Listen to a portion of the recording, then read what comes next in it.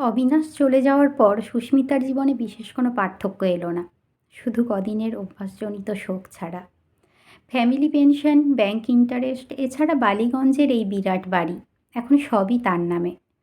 আর্থিকভাবে ছেলে অর্কর ওপর কোনোভাবেই ডিপেন্ডেন্ট নয়।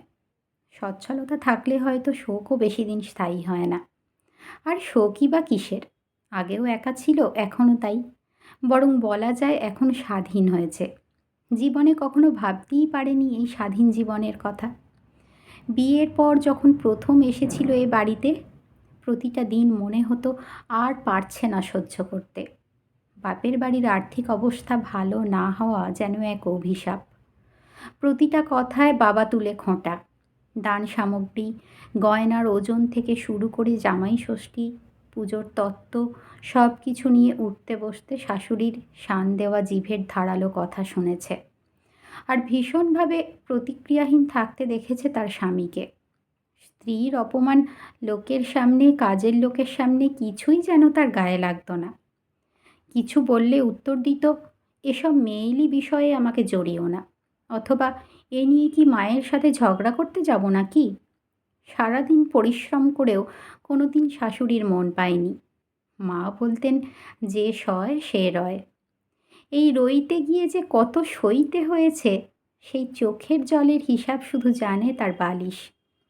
যখন ৯ মাসের গর্ভবতী, তখনও বাড়ির সবার জলখাবার খাওয়া হলে 10:30টার পর খাওয়া জুটত। রাতেও খেতে খেতে 12টা। তারপরেও চলত শাশুড়ির ফরমাস, বৌমা জলের জগে জল দিয়ে যেও, বাবাকে ওষুধটা দিও, আমার হাঁটুর ব্যথাটা বেড়েছে, একটু মলমটা মালিশ করে দিও তো। এই রকম কত কি। শরীর চলতো না, পিঠ ফেটে যেত, কিন্তু শোয়ার উপায় নেই। শুতে সেই 1টা বাজত, আবার সকালে ওঠা। শাশুড়ি বলেছিলেন, নাতি নাতনি যাই হোক এই বাড়িতেই হবে, হাড় হাবাতে বাপের বাড়ি না গেলেও চলবে। কিন্তু সময় পাল্টায়। প্রথম সন্তান অনুষ্কা একটু বড় হতেই মার প্রতিরক্ষা কবচ হয়ে উঠেছিল। ওইটুকু মেয়ের দাপটকে ঠাকুমাও ভয় পেত। ও বলতো, যত সহ্য করবে তত সইতে হবে। এরপর অর্ক হলো। সুস্মিতার অবস্থান ধীরে ধীরে পাল্টে গেল। শ্বশুর মারা গেলেন, শাশুড়ি বিছানায় পড়লেন। তখন সুস্মিতাকে রানীর সম্মান দিত। কথায় কথায় বলতো, তোকে বড় জ্বালিয়েছি রে মা, এই বুড়িটাকে ক্ষমা করে দিস। সত্যিই ক্ষমা করে দিয়েছিল। শাশুড়িকে সেবা যত্নও করেছিল। হয়তো তাই শাশুড়ি ছেলের নামে না করে বউয়ের নামে করে গেছিলেন বাড়িটা। অনুষ্কার বিয়ে হয়ে গেছে, আমেরিকায় থাকে, কালে ভদ্রে আসে। এত বড় বাড়িতে এখন সে আর অর্কও অফিসে চলে যায়। তারপর একা সারাদিন। ছেলের একটা বিয়ে দিলে বেশ একটা টুকটুকে বউ আসবে, নাতি নাতনি হবে, বাড়িতে আবার প্রাণ ফিরে আসবে। সুস্মিতা ভেবেই ছিল কোনোদিন সে তার শাশুড়ির মতো শাশুড়ি হবে না, বৌমাকে মেয়ের মতোই ভালোবাসবে। রাতে খাবার টেবিলে তুলল কথাটা, অর্ক, তোর নিজের পছন্দের কেউ থাকলে বল, না হলে মেয়ে দেখি, এই একা আর থাকতে ভালো লাগছে না। অর্ক বলল, হ্যাঁ আমিও ভাবছিলাম তোমাকে বলবো অলিভিয়ার কথা, বলা হয়নি। তুমি চাইলে কাল ওর সাথে মিট করতে পারো। আমি কালই নিয়ে আসবো তাহলে। ছেলের তাড়া দেখে মনে মনে কোথায় যেন দমে গেল সুস্মিতা। বলল, ছবি আছে তোর কাছে? একটা দেখা না। ছবি দিয়ে কি হবে? কাল দুপুরে ওকে বলে দেব এসে দেখা করে যাবে। একাই আসবে? তো কি দল বেঁধে আসবে নাকি? আর হ্যাঁ, ও মিষ্টি খায় না, ওসব আনাবার দরকারও নেই। তুই থাকবি তো দুপুরে কাল? আমি? না না, আমার মিটিং আছে। সকাল থেকে সুস্মিতার ভীষণ নার্ভাস লাগছে, ঠিক যেমন লেগেছিল অবিনাশটা দেখতে আসার দিন। মা চুল টেনে বেঁধে একটা বড় খোঁপা করে দিয়েছিল, নিজের বেনারসি গয়না দিয়ে জবরজং করে সাজিয়েছিল, নিজে রান্না করে মেয়ের করা রান্না বলে চালিয়েছিল।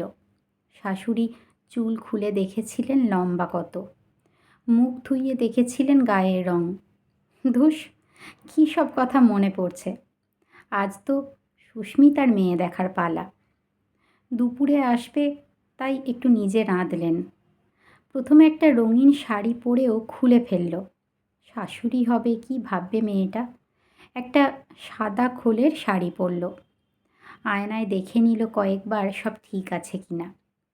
আজকালকার ছেলেরাও কেমন। অর্কর আজ থাকা উচিত ছিল, পরিচয় করবার জন্য অন্তত। বেলা যত বাড়ছে টেনশনও বাড়ছে।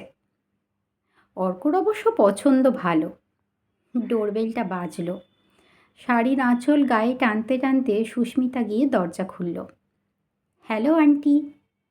একটা রোগা হিলহিলে কালো মেয়ে দরজায় দাঁড়িয়ে।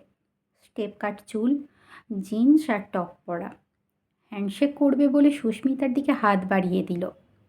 সুস্মিতা বিমূর্তের মতো হাত মেলালো। আমি অলিভিয়া।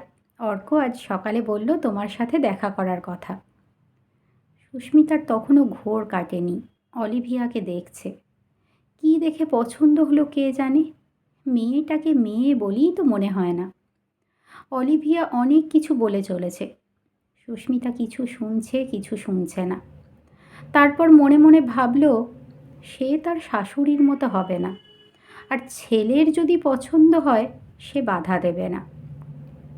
ঢোক গিলে অলিভিয়াকে বলল, বাড়িতে আমি তো একাই থাকি, আর তুমি আসলে থাকবে আমার মেয়ের মতোই। অলিভিয়া বলল, আসলে মা মায়ের মতো, মেয়ে মেয়ের মতো এসব সম্পর্কগুলো খুব জটিল হয়। বেস্ট হলো আমরা দুজন ফ্রেন্ড হব। কি সুন্দর করে বলল। জীবনে এমন করে তো কখনো ভাবেইনি সুস্মিতা। হঠাৎ খুব ভালো লাগলো মেয়েটাকে। দেরি করেনি অর্কর বিয়ে দিতে।